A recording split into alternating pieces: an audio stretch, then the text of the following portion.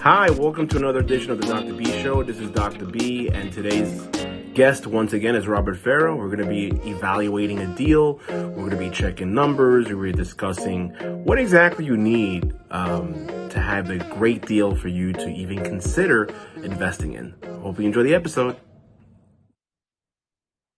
Hi, everybody. Welcome to another edition of the Dr. B Show. I'm here with Dr. B, a two-time guest, Robert Ferra. Robert, how are you, man? I'm doing great. How are you? I'm doing fantastic. Tan, summer 24. You're What? looking great. Thank Telling you, you, thank you. you're looking Appreciate great. it. Thank you. So, we've known each other quite a bit, but we have a couple. I always have new followers. So tell everyone about yourself. Well, I've been in lending since 1991. I've been in the industry. The first 20 years of my career were strictly on the residential end. Since 2010, I do, my world is a little different now. I do residential. I have, still helping people that want to buy a house to move in and enjoy the house. But I also have a platform of private and institutional lenders where people can take loans in order to become investors, business owners and things of that nature. We do personal loans, we do fix and flip loans, bridge loans, long-term loans, right? The platform has about 250 lenders. I've been investing in real estate for many years. I have two partners where we invest a lot more in debt, but we also do a lot of real estate as well. And we teach folks how to do this. I also have a new podcast, brand new, started like about 3 weeks ago. And we're sharing, it's all in Spanish. And what we want to do is we want to teach the Latino investor how to think like a lender, how to invest properly. We want to get rid of all those false ideas of what real estate is and what investing is and things of that nature, right? So, I myself, I invest as well. I invest with my partners. I invest on my own. I lived in New York and New Jersey for 40 something years. About a year and a half ago, I moved to Florida. We miss New York still. We miss New Jersey a lot. But the business is here. My partners are here. And the name of the company is People First Investment Group. And it's, to me, it's a pleasure to do things like this with folks like you, that want to help the investors and the community, to remove the emotion out of investing and to do it right. Thank you, brother, and appreciate our friendship and almost like a brotherhood, right? So today's theme, Absolutely. not thanks, man. Today's theme is about evaluating a deal, right? So let's jump right into it, right? Let's not waste any Mhm. time. So the first time I interviewed you, got into your background. They could listen to a previous episode, right? This one is more about evaluating the deal, right? So what should be the first thing out the gate you should consider when evaluating a deal? All right. Math. It's all about math. It needs to make sense, right? So when we are going to take on a project, right? We're looking at an asset. That sounds interesting to us, or we have a bunch. Let's just say because we do a lot of marketing to obtain a lot of opportunities, right? We target people who are losing their houses, and we get a lot of opportunities, right? But when people are losing their houses, and you find that you're buying houses that you find them that are cheaper than what they are in the market, you can become very emotional very fast because it looks good, right? It's like, oh, I'm getting a cheap house, but you can't be emotional. So it's all about math, right? So when you have a bunch of properties, you're looking into this to say 5, 6, 7, 10 properties. The first thing that you look at, is the cap rate, the capitalization rate. So the very first thing that we analyze is this: if I take the gross rental income, multiply that 2 times 12, that will give me the annual gross rental income. And I divide that by the cost of the acquisition, right? That should give me a percentage. So let's just say I have 10 of them, right? So now I gotta go with the one that gives me the best, or the top three or the top four that give me the best percentages, right? So if you buy in an area where the rents are high and the cost of the properties are low, right, you're gonna get a better percentage than if you buy in an area where the houses are very expensive and the rent are not that high, right? So automatically, that's the very first calculation that we do. If the house needs improvements, we do the same thing: the cost of the acquisition plus the cost of the improvements, right? And if I'm going to keep that property as an income producing property, I do the same thing, but at this time, I add the cost of the improvements, right? The scope of work and things of that nature. The second thing that we do is what we call the net income after finance, right? So now I don't want to buy this property cash, right? So I need financing. So I need to look into uh, what would it cost the principal and interest payments, right? What the taxes of this property will be, and I also look at the insurance of the property, right? If there's maintenance and things of that nature, like HOA and things like that, right? We look at that as well. And I divide that against the money that I have to put down and the money that I have to pay in closing costs, right? Oh no, I'm sorry, I went too fast. I take at that number. I take at that number the cost of the payment, principal and interest, taxes, and insurance, and I subtract that against the rental income. So the net income after finance is the difference between what I'm paying and what I'm receiving, right? So let's just say my monthly payment is $1,000 and my rental is $1,500. Now I'm making $500.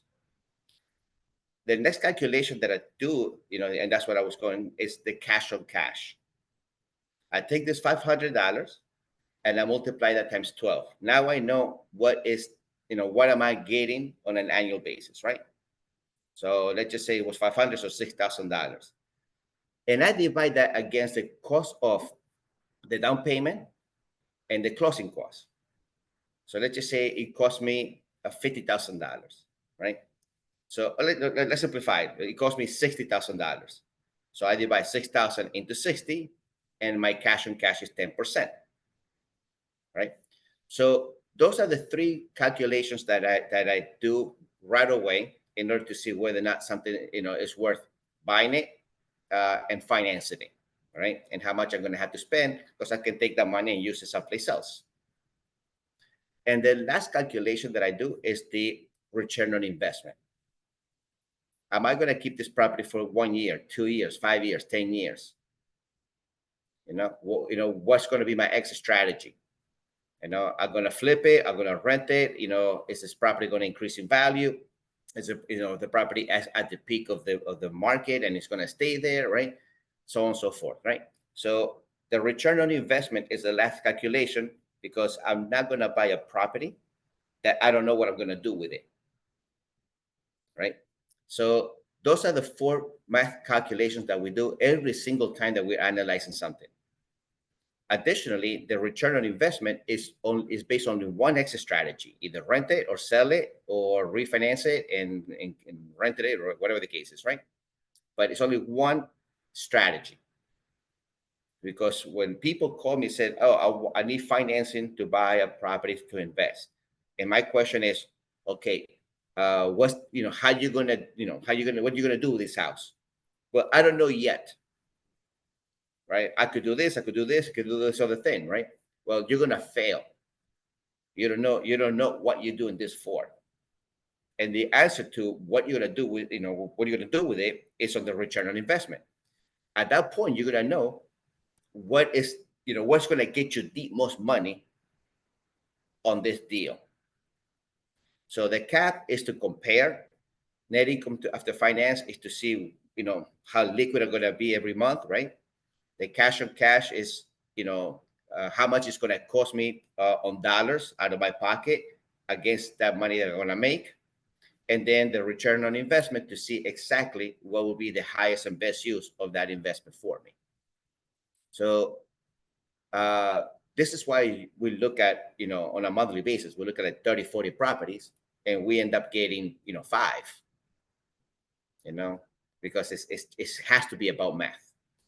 Great explanation about the cap, NIF, cash on cash, and return on investments. When it comes to the cap rate, obviously we'll get into like other external factors, right? With the cap rate, how when you analyzing a deal in regards to the cap rate, how do you know whether it's a good deal? What's the rule of thumb when it comes to the cap rate? How do you anticipate future value? Can you kind of, without spoiling it later, All right, so I can get into that's that. okay. So we look at, because we look at a lot of opportunities, right? Yeah. So we're very robotic, because I look at properties in the Carolinas, in the Midwest, in the South. We look at properties in the Northeast. We look at properties everywhere, right? Texas. We like Texas. We like Colorado. We like Virginia. We love Tennessee. We love Ohio. Uh, so we look at properties everywhere. So now we use that cap rate, and and your question was, going forward. Well, every market that we look is a market that's been successful in itself, right, for about 100 years in the past, for many years before, right? So what Cleveland is all about. You know what Illinois is all about, right? Different neighborhoods, different zip codes. But if you look at a zip code in San Antonio, for argument's sake, right? Yeah, you know what that's about for like the past 100 years. San Antonio, did not develop 10 years ago, right? It's been around for. So we don't look at things that um, are not are not here now, or what's going to happen, right? We look at things that they have a historical strength, right?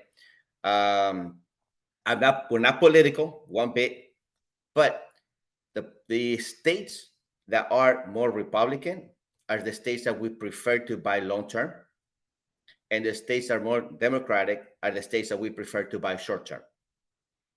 You know, and it's the same thing. You go back, 50, 100 years, and you see those behaviors, and that is what we calculate based on that. So if we're doing a marketing on long term properties, right, things that we want to rent, figure let's just look at like cities like Raleigh and Durham and Charlotte, right? It's a market that it may grow, but it's not going to super explode, right? It'll never become New York City, right? But it's always going to be a great market still. Thank you, man. Thank you for that follow. I have one more.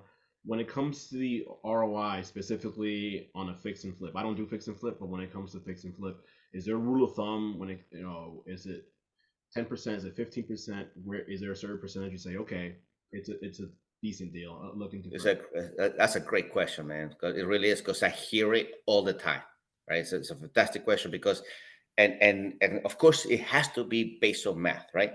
So if as any accountant will tell you, the first you add, then you subtract, right?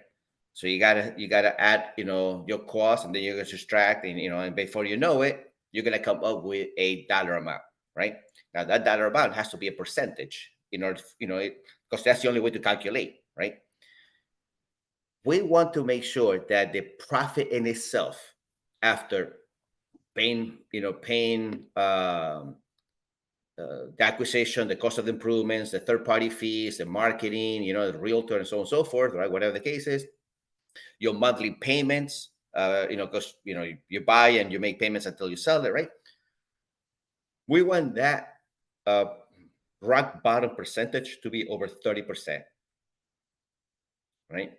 Uh, many times people tell me, "Oh, it's okay if I don't get at least 30% because I get the experience." And to my, in my head, it's like all that you need is one variable to go against you. The municipality can take a little longer to prove it. It may take a little longer for a buyer to qualify to buy your property, so on and so forth, right?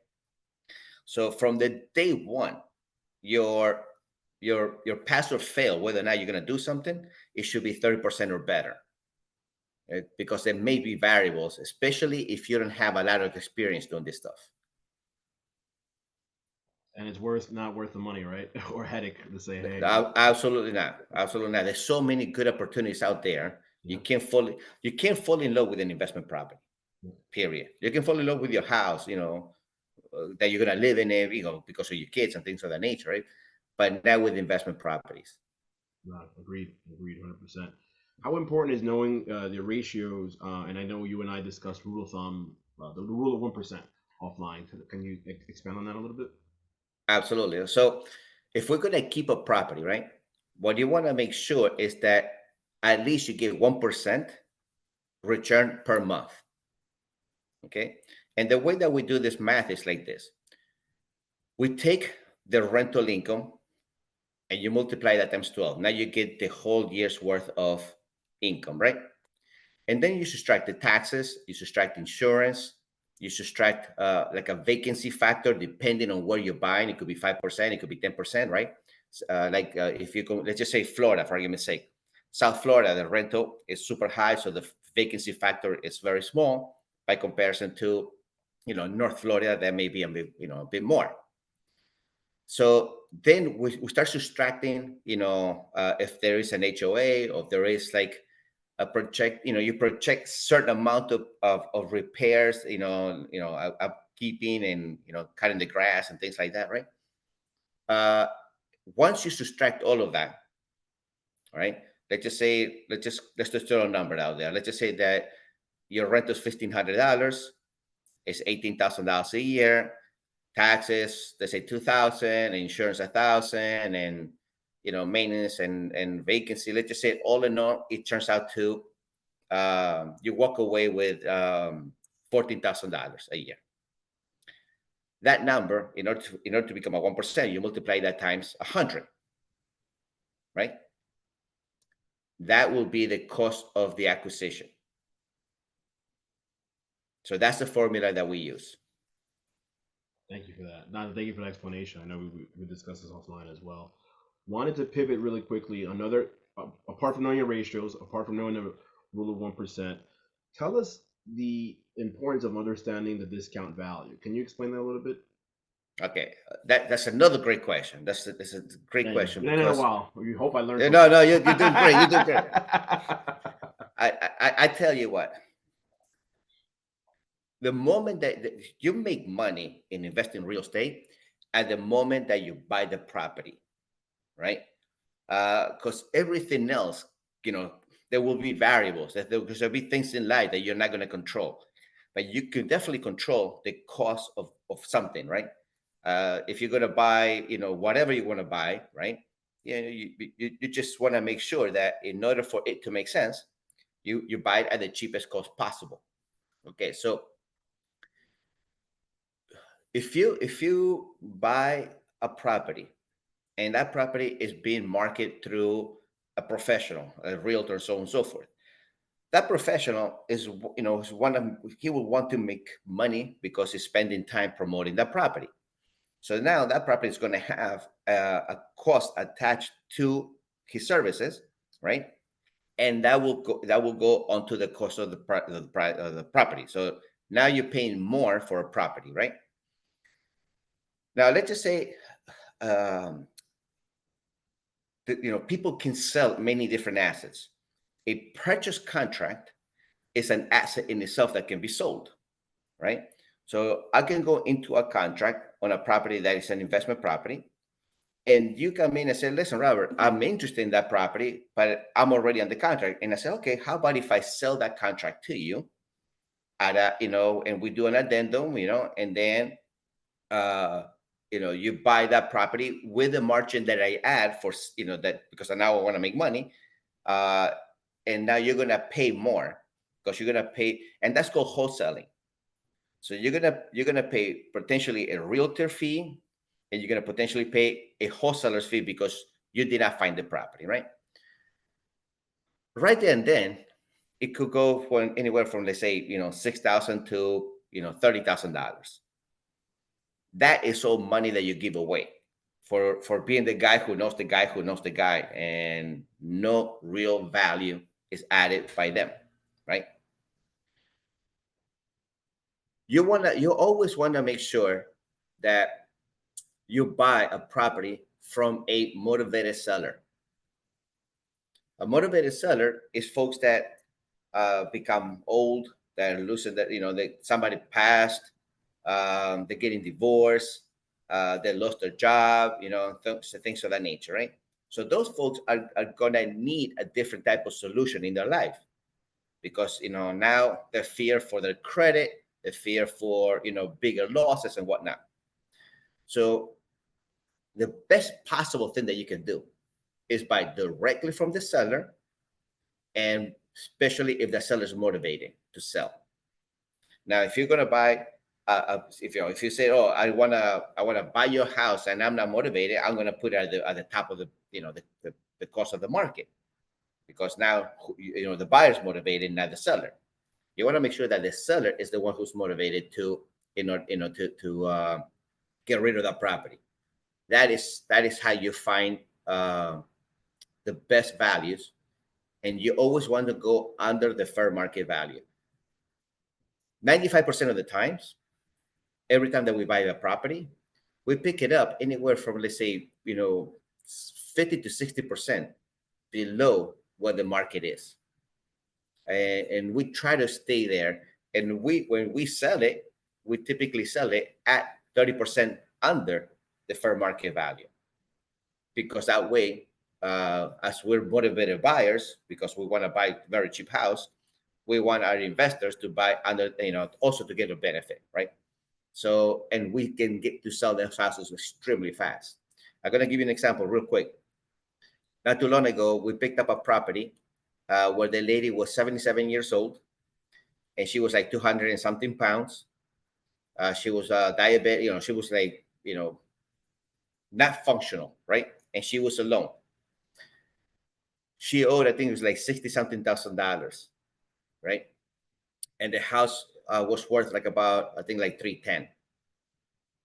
So what we did is we said, okay, we're not buying your house. You're gonna assign the house to us, right? You're gonna give me the deed of the house. I'm not buying it from you, but what I'm gonna do is I'm gonna buy a trailer for you.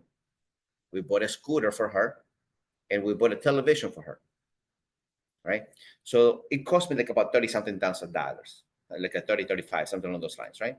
Then I think we gave it like an extra $10,000, whatever the case is, right?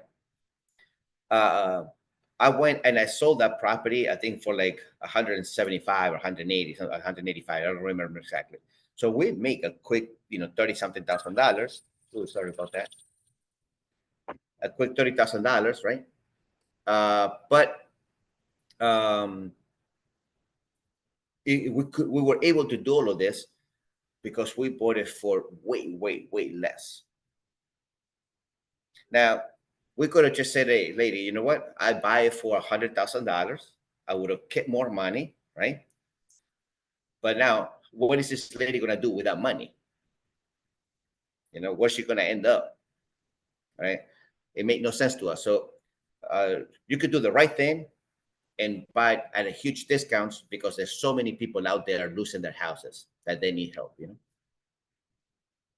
Great, great analogy, and thank you for that breakdown. Actually, I'm glad that you're back on the show for that reason. There's other components when we spoke about math, we spoke about discounted value. There's other components. There's crime rate. There's obviously the Amazons of the world coming in, right, into your town, right? What are some other factors that you could look at, or one should look at, when it comes to looking at the entire picture? Okay, so I never want to live where I invest. That's the very first thing. Most investors that have no experience, they say, "I want to buy nearby where I live," right? The last thing I want to do is I don't want to be my tenant's neighbor. I don't need that. So what you look for is, how long do people stay there, right?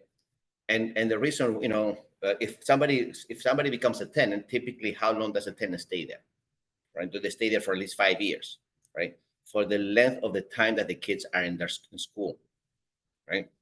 You look for how many kids go to college from that school. You look for what is the average household income. You look for what kind of public transportation is available. You look at what kind of factory jobs or retail jobs or things of that nature, like blue collar jobs, are available, right? Also, if it is an area where folks are government dependent for their for the rent payment, right? Uh, Crime in itself is not something that I look at lot, because if I'm buying a very cheap house, and like, I'm gonna share this with you. I buy a lot in Chicago, right? Where we pick up a house for like $80,000. The house may be worth like 170 or so, right? We probably put 20, 25, $40,000 into the house, right? But now we can rent that property for $1,900, $2,000, and the government pays for it, right? Now, it's not an area that I like to go and visit or anything of that nature. And it's a real bad area. As a matter of fact, we I think we have at one point, a couple of years and a half ago, we bought like about 5 or 6 in the same area, and it was all.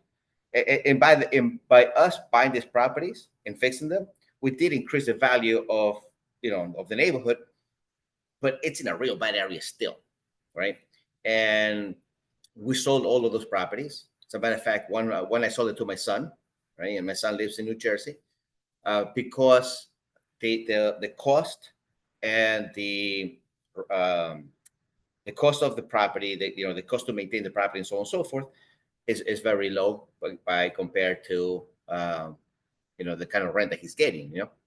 So I don't look at crime so much, but I do look at transportation, schools, um, average household income, and factories distance. Like, if I'm gonna buy a house to live in it, I want the near factory to be 10 miles away. But if I buy a property that I'm going to invest in, I want the near factory to be like 2.5 miles away, right? Or like in the industrial area, where people get jobs, right? So we look at a lot in that, and a lot of our investing is based on zip codes. We look at a different zip codes, and that is. So now you don't want a war zone either, right? But yeah, you don't want that. But it's not the main thing that we look at. We look at transportation, schools, um, household income, and um, employment. Thank you for that. Thank you for that perspective. So it's important to know all these variables when it comes to Mhm. finding a deal and analyzing a deal, right? We're winding down actually. So tell us, of course, you have interest rates, you have rumblings of this and that. Tell us the importance of the interest rate as part of the deal as well. So, okay. By the way, great questions, bro. Thank you. Okay, so so I'm on so. fire today. No, I'm loving it. I'm loving it. So, and this is a question that people ask all the time. They say, "Oh, how can you invest where the rates are so high?" Right? Now, remember I talked about net income after finance, right? So that does affect a little bit of what your liquidity is going to be, because the higher the rate, so on and so forth. But if you make real estate investment into a business, right? So now you go way past the interest rate, because now you look at your earnings before interest, taxes, insurance, amortization, and depreciation, right? So it's the interest deductible, right? So if you're gonna make a payment, if you're gonna pay something that you're able to deduct, does that really affect your math? It doesn't, right? So people investors that are not savvy worry too much about cost and rate, where they should be way more focused on solution, right, and math. So, oh, you're charging 2 points. Well, they're deductible. Or the bank's rate is too high. It's deductible, right? Now, if you buy right at the right cost, and you rent right, and the rest of the math works, the one thing that you cannot worry about is the deduct. Something that you're going to be able to deduct. Agreed. Mhm. Agreed. So, let's just say you pay $10,000 in interest, and you deduct it, right? $10,000. Exactly what did it really cost you, right? That makes sense. So, now it does affect you to, if you're going to qualify, and the debt to income ratio, or the debt service cover ratio, if it is too high, may not work. But that's why you buy it right. You buy low. You don't pay a lot of money in the moment of acquisition. Makes sense. Makes total sense. And then one of the final questions is mentorship, especially for those that want to get into real estate investing, the importance of that, so that you don't minimize mistakes. It's also the importance of that. I tell you what, right? I will have to tell you that very few people understand how a bank thinks. Very few people understand, real estate math. 99% of the people that invest in real estate, when they start out and they don't have a formal education in it, they tend to do this based on emotion, right? I don't want to think about it. I just want the experience. I don't worry about if I make money or not. I want the experience, right? My company, People First, and we have a mentorship division. It's called IBR Espanol. It's all in Spanish, right? We make sure that no one buys anything unless it's mathematically logical. We don't allow, I kill more deals than I approve because the math doesn't make sense.